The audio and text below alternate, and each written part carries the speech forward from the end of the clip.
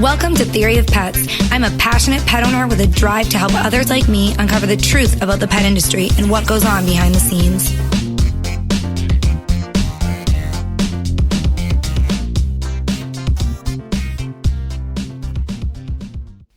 If you looked at the title of this podcast before listening to it, you might be wondering if it's going to be based off some type of religious spiel. And I am certainly not here to get into the debate about religion.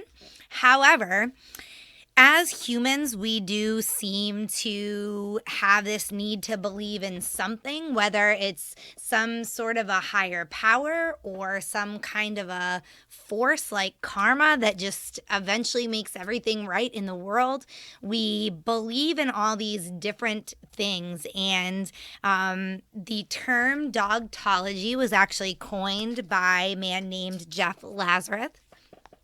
Jeff Lazarus is here to talk to me today about Dogtology and another book that he wrote, which is called Catakism, which are just kind of really entertaining, fun plays on, this belief that we have as pet owners that really, our lives sort of center around our animals. We have these weird rituals that we do for them every day. In our house at 5:30 in the morning and 5:30 at night, it's mealtime, and our dogs know it and we know it, and it's just sort of the way that we do things. And every pet owner has these different things that we do for our dog. And, as a culture of pet parents, we kind of joke about the fact that, our dogs run our lives, our cats run our lives. And it's true to a certain extent. One of the things that Jeff and I kind of chuckle about is, vacationing.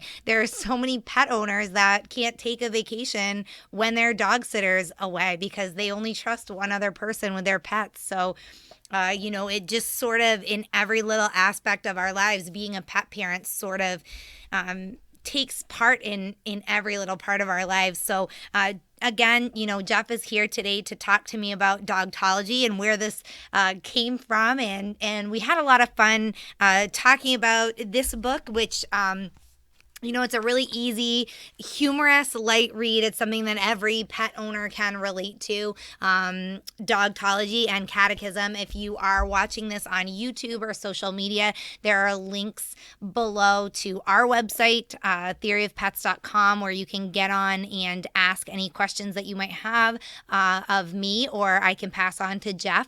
And there are also links to the sites where you can check out the books and get a little bit more information about them. Where did this idea come from? How did you get started with the idea of Dogtology and then the book itself? Well, Dogtology is about all of us dog lovers and those of us who are obsessed and practically worship our dogs. We're like, well, we don't literally worship our dogs. Well, but wait a minute. Kind of, sort of, it's like, go look at the TV. Can you watch 3 consecutive TV commercials and not see a dog? It's hard to do now. Probably not. That's true. It's to the point of, wait, what's the product? Is that for a car or erectile dysfunction medication? I don't know, but did you see the dog? It's so cute, yeah. It's really funny. And, Dogtology is really about us, and it's about how we're in the club, and we can't wait to put a jacket or a sweater on the dog. And by right now, today, we better have the dog's gifts for the holidays all picked out and wrapped and everything. Absolutely. And really that obsession has a name for it finally, and it's not just dog loving. It's called Dogtology, and it's the primary belief in millions of people's lives, and a lot of fun. Absolutely. I could not agree more. I know I mentioned to you before that we are crazy dog people in our house, and cat people as well. We have 2 dogs and 4 cats. So we're animal lovers here. So of course the book sparked my interest, and I was excited because I was able to check out a copy of it. I received a copy in the mail. And it's just, I don't know. I mean, it's funny. It's so relatable, I think, for anybody. I wasn't able to check out Catakism, but I did look at Dogtology, and I'm assuming Catakism is probably pretty close to the same lines as far as how it's written. So it's an easy read, but it's fun, and it's it's kind of informative. There's some things that I think we do sort of instinctually, I guess, with our dogs, and we don't even realize it. Like, you talk a lot about communication with your pets in the book, and so I think really it's relatable for any dog lover or cat lover, which was my favorite part for sure. Yeah, and you're right. First Catechism, is a lot like Dogtology in just the setup and how we're in the club and we're obsessed with our cats. The pictures in Catechism can arguably be even funnier than in Dogtology, I must say. And that's the number one thing. People pick up Catechism and, they're flipping through and just cracking up. And I'm like, yeah, you should read it too. It's really not bad. And so, it's a crack up. It's the 9 books of Catechism, from the book of Whiskers, the book of Surrender, the book of Hairballs. The chapters are appropriately named, but yeah, it's the same general idea, and each book has a chapter really about the communication with the dogs and the cats, like the book of Barks in Dogtology and the book of Purrs in Catechism, and it's about the communication that we embark upon. No pun intended there when I said embark. So it just sort of comes out of me, right? It's the dog lover that That's shows right. in so many of us. But yeah, it's really, these books are about us, and it's the number one comment that I get from people is, that book was about me. And I'm like, yes, it was. Absolutely. And I tell people, this book is about you. It's about you, Samantha. Hey, you have 2 books because you have 2 dogs and 4 cats, so you should really have both books. It is true. It's definitely, like I said, very relatable. And I think as dog lovers, we all have our own little things that we, you talk to your dog a certain way. Some people have little nicknames for their dogs, and, everybody does their own little weird things with their dogs that you wonder sometimes, like, am I the only person that treats my dogs or my cats this way? Am I, a crazy dog lady or a crazy cat lady? But it is becoming a culture, especially here in the United States, and really, all over the world, dogs are becoming more pets than they used to be. They used to be seen as working animals. They helped out on farms and they caught rodents and things like that. And now we do definitely still have some working dogs, but a lot more we're just seeing dogs used for that bond. They're our companions more than anything. And a lot of times, even working dogs, their job certainly comes first, but they're still a companion. They're still, sleeping on somebody's bed every night and doing their job every day. And that's right. And in the Book of Bones and Dogtology, we talk about how dogs have really elevated themselves, or we've elevated them in our society from workers. Actually, before that, they were just scoundrels and roaming the streets and, campgrounds back before our time. But then they became, here's the term, part of the family. And then when people say, well, it's like the dog is part of our family, and I'm like, are you kidding me? The dog's the best part of your family. Absolutely. And so there's actually a place that a lot of dogs are now higher than that, and that's trusted companion and confidant. And if you think about this, a lot of us might even know people that are married or have a significant other, but yet their dog is still the number one primary relationship in their life. It's funny that you say that. People joke with us sometimes. My husband and I are both avid dog lovers, and so we have 2 dogs, but because I work from home, both of them, when they were puppies, I was training, and they're definitely more attached to me because we spend more time together. And so people always laugh, and we always say, our dogs, they're both girls. So they're mama's girls, and they go everywhere in the car with me when I'm running errands and things like that. And I've had people ask me if, when you go to places as a family, do your dogs sit in the front seat, or does your husband get to sit in the front seat? So it's true. Even for people who are married or, people with families with children, dogs have been raised to this unimaginable level that, before hundreds of years ago, I'm sure it was never even thought of that dogs would ever get to this place. Oh, absolutely. It's, think about it. If you were to ever have a squabble with a husband, who do you turn to? The dog. The dog, that's right. You can talk to the dogs. Now, the cats, maybe. the cats will look at you like, well, we're mad at you too. Yeah, it So. depends on the cat. And I think that's what, when you first said that the photos in Catechism are more humorous than in Dogtology, I think that's a cat personality thing. They just, they're a little grouchy sometimes, and we find a lot of humor in that. So. Exactly. No, we so do. But again, it's like the husband could get sent to the couch, but the ultimate punishment would be, well, the dog can't go sleep with you on the couch. The dog's in the bedroom with the wife. Right. That's like the ultimate punishment. That's right. So when you decided you were going to write this book, how did that idea come to you? Oh, the infamous date story. It's so much fun. It's a really short but pointed story. Several years ago, right after I lost my four-legged companion, he and I, we were joined at the hip. He had me tightly wrapped around his paw, and he was the cutest, funniest person I've ever known. That's right, he was hilarious. His name was Romy, and right after I lost Romy, I went on this date with this woman, and I knew she had two dogs, and we were leaving the date, walking out the door, and she asks me, hey, by the way, what is your religion?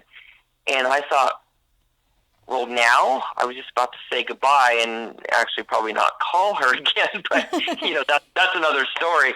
So I just all of a sudden blurted out Dogtology, and she looked at me funny, and then she laughed out loud, and I laughed, and then I never called her again anyway.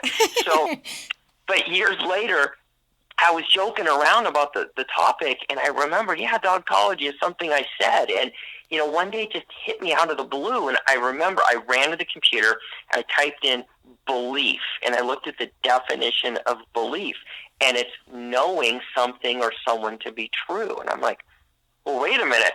And then I looked at the system of rituals that we do as dog lovers and cat lovers, but as dog lovers, the things that we do every day in the walk, the dog wants to go on the walk. Well, guess what? We've been trained to do that too, and to laugh at it. So it just hit me that Dogtology, a belief in dog, because we worship our dogs, right? And so I began writing this book about all of us dog lovers and having fun doing it. So Catechism came after Dogtology. Catechism, funny enough, it was really born probably about 2 months into writing Dogtology, when half of the people that I would mention Dogtology to and say, okay, I'm writing this book, Dogtology, here's what it's about. Half of them would say, okay, that sounds great, but where's the cat book? So I was like, okay. So not only was I fearing that cats were planning to kill me, but now their humans were too. So I thought, I get it. I got the memo. Okay. And what's interesting about cats in households in the U.S. is that in 1985, that long ago, the number of households in the U.S. that have cats surpassed that of dogs. That long ago. And so Catechism is definitely a must and is as popular or more than Dogtology, right? So it's definitely a major belief in our world. And, together, here's the very simple argument. If you were from outer space and looked down on the planet Earth, wouldn't you conclude that Catechism and Dogtology were primary beliefs? All you have to do is look at all the paw prints and bone-shaped everything that we have in this world. They're everywhere. How true. Very true. Yeah, you can't go into any store anymore without seeing. A lot of stores now have their own section of, it's not the pet section, but it's like the pet lover section. And it's just, T-shirts and writing utensils and stationery and everything with cats and dogs and paw prints all over it. Oh, it's the world we create, and it doesn't stop. It's like more and more and more, and we love seeing pet stores, do we not, that have the creative names to them? Absolutely. The cute names. Yeah, it's the best one I've ever seen was Bark, Bass, and Beyond. Oh, that's good. That's the best name I've seen ever, and I hope they're still in business, but I just crack up, and we just think it's so cute, and when I autograph the books, I stamp a paw print, and you would think that I put a $100 bill in there. They're like, oh my God, that is so cute. You got to sign another book. I'm like, wow, okay. It's just a paw print. Right, that's funny. We love my husband and I. We take our dogs virtually everywhere with us. We have a chocolate lab, Sadie, and then a little beagle mix, Molly, and so they're very well behaved because we socialize them a lot. So they are fine, walking in a city setting, an urban setting, or something like that, meeting people and dogs. So we love taking them to we literally, honestly, I couldn't make this up. We have certain towns that we like to visit in the summertime with our dogs because they're dog friendly, and they'll put like the stores will put little water dishes outside for walking dogs that walk by, and there are certain restaurants that allow dogs and places that give dog biscuits and stuff throughout the town. So we have these like 3 or 4 spots that those are our go-to summer kind of little road trip places that we go and hang out on the weekends because they're dog centered, because it's a town that's dog centered. Absolutely. I mean, you could get the travel guide of dog-friendly hotels now, right, or pet-friendly. They go by both terms. I mean, we will plan vacations around our pets. In fact, I have a friend who said last week, we were thinking about Europe, but we can't be away from our dog that long. Seriously, and as funny as it is, and thinking they're crazy to not go to Europe, you kind of understand at the same time. At the same time, I was just gonna say we have planned vacations. We only leave our dogs with my mother. She's their Grammy. We always say they're going to Grammys, and that's it. So if she's not available, we have changed dates of going away because she wasn't available to watch our dogs. We don't leave them at boarding facilities or anything. We only trust that one person. So, it's something that's very similar. I mean, to put it in perspective for you, we probably have 5 or 6 different people who babysit our human children for us. There's a high school girl that lives right down the road from us that does it. We have a couple of friends and family members that will babysit our human children. But when it comes to leaving our dogs overnight, we would never dream of leaving them with a high school girl that's just going to check in on them every once in a while, or somebody that's off at work all day or something like that. So it is funny how we kind of move our lives around to make sure that our dogs have the best possible. Yeah, we do. And by the way, I mean, you're really great parents. So hats off to you. And I love how you treat your dogs and think of your dogs. And I wouldn't think anything different. Thank you. They're like you said, I mean, they are part of the family. And I think that's a lot more common now than it used to be. We have lots of friends and family who, it's the same for them. So, like I said, when I saw the book Dogtology, obviously you see the word, and it kind of, you obviously sort of get the meaning of it just from the word. You know that it's some kind of humorous take on sort of worshiping and being devoted to dogs. So I wanted to check out the book. As I read it, like you said, I was one of those people that oh my gosh, this is about me. Every time you turn a page and you read, different things, like the Book of Hydrants was funny to me because it was, all those symbolic things and the rituals and the things like that. And our dogs almost have us trained as well as we think we have them trained, It's true. In the Book of Hydrants, the sharing of the bed, oh my gosh, imagine 24 pounds gold, cute as can be, that's Romy. And I tell you what, I used to wake up, king size bed, and I wake up on the edge, and I'm like, how does this happen? And 24 pounds felt like 124 pounds next to me. And I'm like, so I'd actually scoot him over. It's like 3 a.m. Scoot him over so I can, get all the way on the bed. And I'd hear this big huff. Like, oh, I'm sorry, sir. Didn't mean to interrupt you. I'll just hang off the end then. How dare you wake me while I'm sleeping? Oh, that's funny. We're co-sleepers with our dogs, which is funny because, again, when we had human children, you hear all these things as parents, you should co-sleep with your kids because of this, you shouldn't co-sleep because of this, and we never really put a whole lot of thought into that. But when it comes to your dogs, it's like, oh my gosh, they can't sleep on the floor, poor things, they have to sleep on the bed. Oh, that's totally true. I mean, it's so funny when we think about this. It's like human children, can I come in? No. Go to your room, go to your bed. And there's the dog going, yeah, you heard your mom, go to your room. When you were writing the book, did you work with anybody else? Did you like kind of throw ideas around with anybody, or did you just kind of sit down and just sort of write your own thinking and your own experiences? Yeah, great question. I didn't need to talk to anybody. I'd seen enough. I mean, you can't escape it, right? So every day, there's inspiration. You go on Facebook and, look at these funny videos and more, and, that would inspire me enough. And, I knew from the get-go I'd be addressing things like that in there. And, the whole cats and their interplay with computers, I knew I'd be addressing that in Book of the Mouse in Catakism. And, it's easy because, our whole lives we've experienced so many dog lovers and cat lovers. And, hey, we have them in my family. And, look at my experience. We talked about traveling and not wanting to be away from the pets too long. I used to go away and my dog Romy would stay with my mom, of course. And I would call, and it got to the point where my mom would just literally answer the phone and go, "He's fine." Not hello, just he's fine. Fine.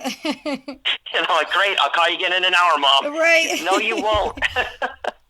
So, I didn't need to go to, the book certainly is not about me. The book is certainly about all of us, So, no, my experience was aplenty. Absolutely. So they're both available on Amazon. I think they're like $15, something like that. I think Catechism's a little cheaper, isn't it? Maybe like $12 or something, but I think they're both around $15 on Amazon. So I actually, we bought a couple of extra copies to give because both sides of our family are dog lovers. And so we have one of my husband's brothers, my brother-in-law, they have actual coffee table books. They have a coffee table with 4 or 5 books. And so we got this for them. And we couldn't even wait to give it to them. We gave it to them last weekend at a family gathering that we had. And they just cracked up laughing. So one of the things that I want listeners to, think about is that these are great books for any pet lover in your house. So they make a really great, inexpensive book for somebody. They're great hostess gifts as well. So I did want to mention that too.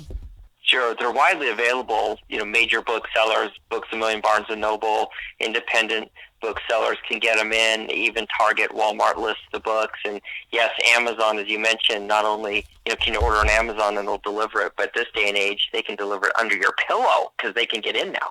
So, that's right. That's so if true. you so choose. Yeah, and Catechism opened up, I think within 24 hours, it was a hot new release, #1 new release on Amazon for a month. And because of that, they did drop the price to $12.40. And I'm like, oh, okay.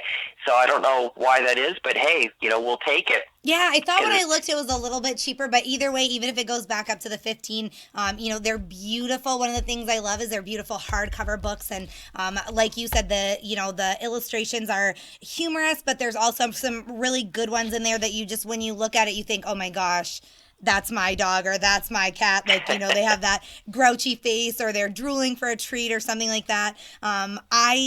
I don't know why this is, and I always, since I was little, we grew up with dogs too, but I love dog paws. I don't know what it is about their little feet, but I love dog paws. So some of the, more artistic pictures in there of paws and things like that caught my eye. They're beautiful color photos, and a nice hardcover book. So it makes like I said, it makes a really nice gift or a great little coffee table piece to put out for your guests. It looks very professional, I guess, but it's at a cheaper price. It's not just a cheap looking paperback book. So I like that.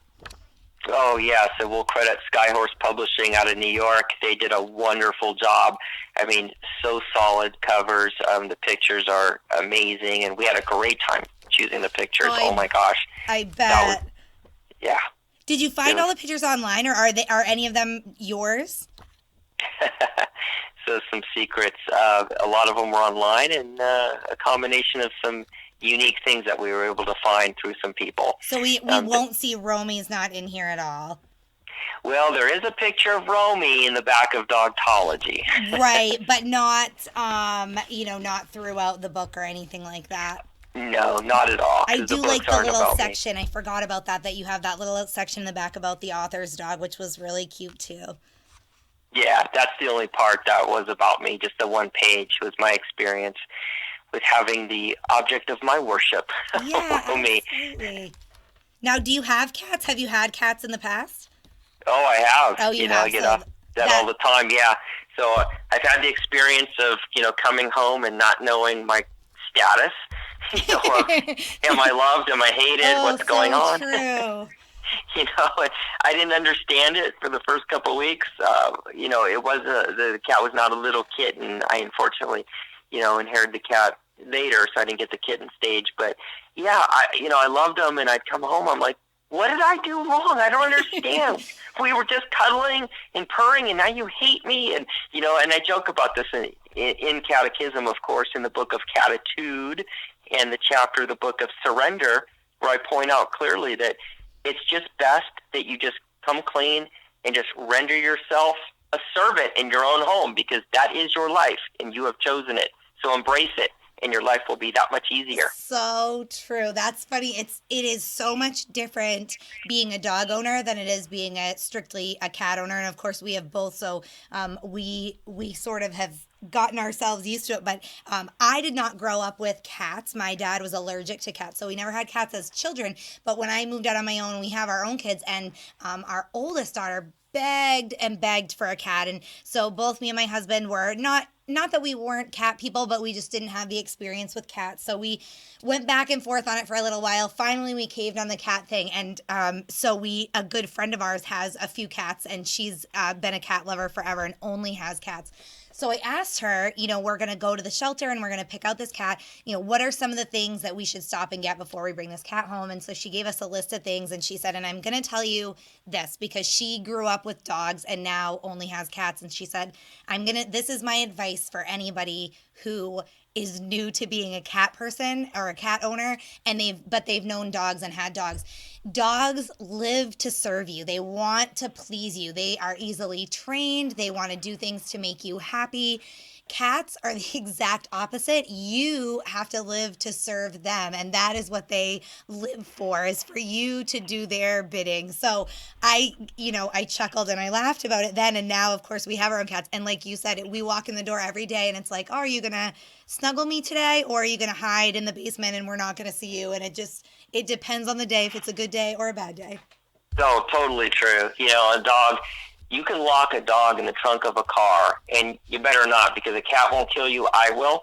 But if somebody were to do that, you open up the trunk the next day, and guess what? The dog jumps up, hey, where have you been? And is licking your face.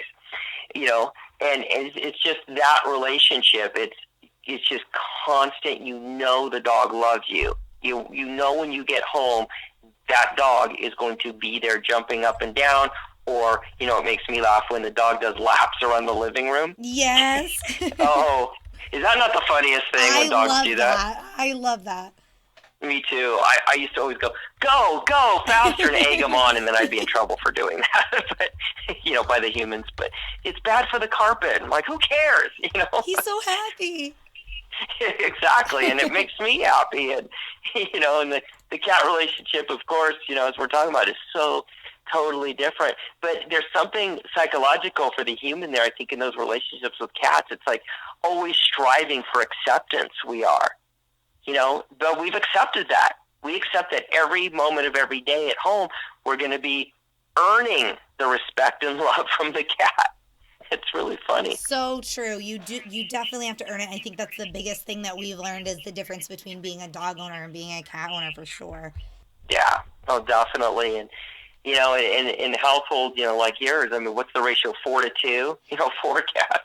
It is, and we're in Maine, and we're in a very rural area, so our cats go outside, and they, of course, have their little cat door, so they spend the nights inside and the days outside. And it's very funny because there are times when the dogs are out playing in the yard, and our cat, one of our we have a big orange tabby cat, and he's almost as big as our beagle. So she'll have something that she's playing with, a ball or a toy, and he'll just go over and look at her, and that the look he's giving her is like, I want what you have. And she'll just kind of drop it and put her head down like she's ashamed of herself, and he'll take her toy away. And it's the funniest thing to watch that. It's the cats definitely have the reign of our house, for sure. Mm-hmm. And what do they think of the dogs? I mean, do they let the dogs be, or Again, do they harass the dogs? it's day to day. If it's a good day, our orange tabby is very funny. He will play and wrestle with our beagle. They're almost the same size. We have a little small female that loves to wrestle and play with the dogs when she on her territory.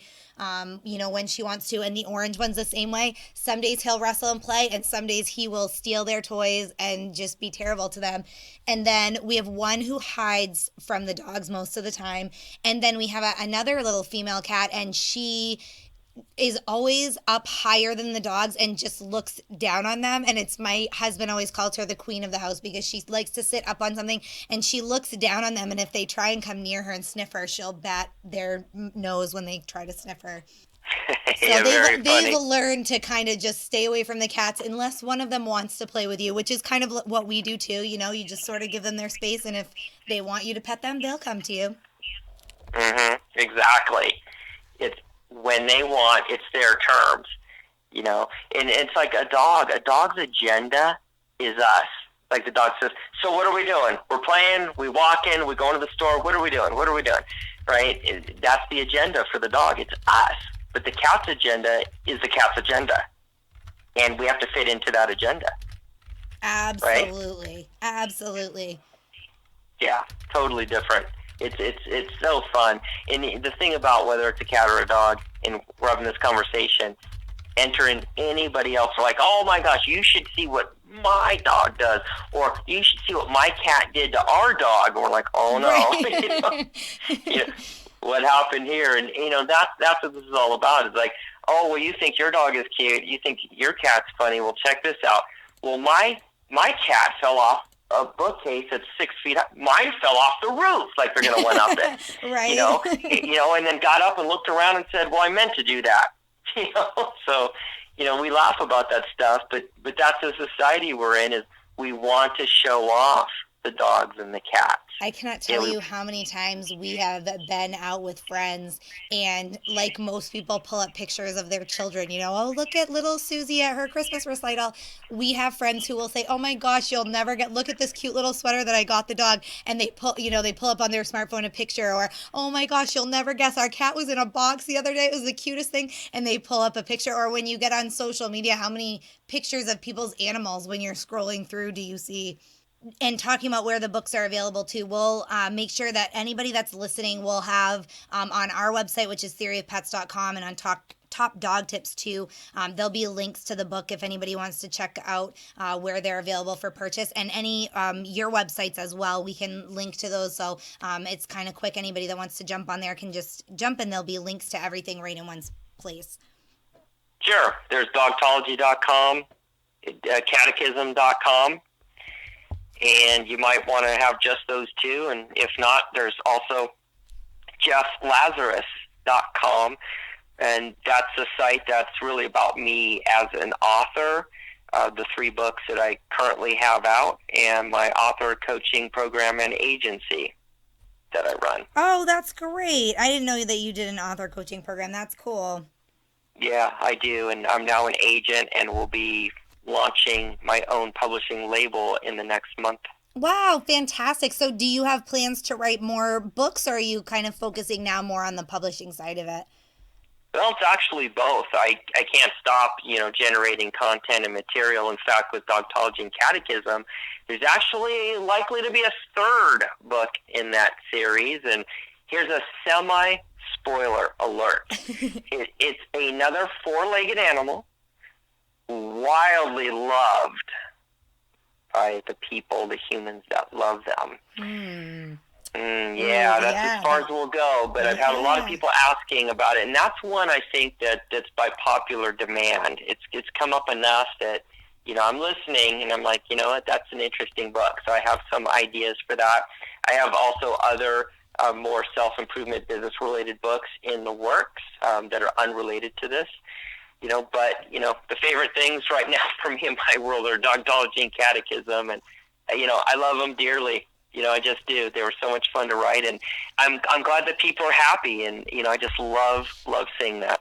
Yeah, absolutely. And I think that's the best thing for me about, reading through Dogtology is you relate to it. It's an easy read. It's funny. It is just a feel good kind of book, which is really nice, especially, in today's society. Everybody wants something that's just going to be, a feel good thing. So I'm sure they were a blast to write. They were a lot of fun to read. So, like I said, we'll put the links up there for everybody if they're interested in the books or the websites. They can check that out. And of course, listen to the podcast. And we will have a transcript up there for anybody that wants to read it instead of listening. So all kinds of good stuff there on our site, theoryofpets.com, and Top Dog Tips as well. And so thank you so much again for your time today. I really appreciate you taking the time to talk to us about the books and the process of writing them. Well, thank you very much. It's a lot of fun. I always enjoyed it, and you were fun to talk to, and I appreciate it. Another big thanks to Jeff Lazarus for coming on and talking to us about the books that he's written, the process of that, and new and exciting things that are coming in the future. I hope you guys had as much fun listening to this interview as I had making it. Jeff was a blast to talk to, really funny guy. The books, that showcases his humor in the books. They're great, easy reads. And as I said, they make a really great gift for the pet owner that has everything. So if you guys want to check those out, jump on our website. Of course, you can leave any comments or questions on there too. If it's something that I can answer, I will get right back to you. And if not, I'll pass it along to Jeff and get a response for you if you have any questions for him. Thanks a lot for listening, guys. If you wouldn't mind taking just a minute to jump on iTunes and leave me a review, that would be great. When I reach out to experts in the pet industry to try to get them to come on the show, it always helps when I can show that people are actually out there listening and enjoying Theory of Pets. So that takes just a minute, and I would really appreciate it. I will be back with another podcast episode very soon.